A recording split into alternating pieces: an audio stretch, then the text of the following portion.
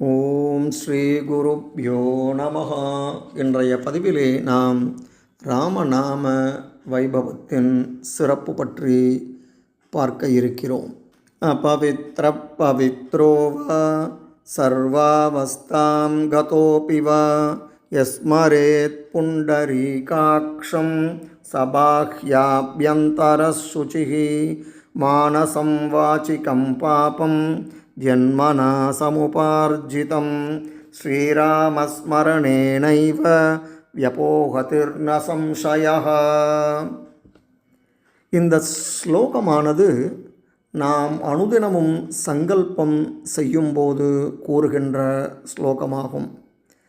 இந்த ஸ்லோகத்திலே எவனொருவன் பவித்திரமற்றவனாகவோ பவித்திரமானவனாகவோ எந்த நிலையிலே அவன் இருந்தாலும் தாமரை போன்ற கண்களை உடைய ஸ்ரீமன் நாராயணனின் அவதாரமான ஸ்ரீ ராமனை அனுதினமும் நினைக்கின்றானோ அவன் உள்ளும் புறமும் சுத்தமானவனாகவே கருதப்படுகிறான்.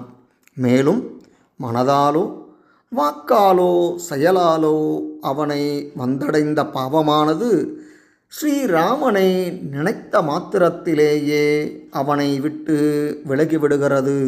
இதில் எந்தவித சந்தேகமும் இல்லை என்கிறது இந்த ஸ்லோகம்.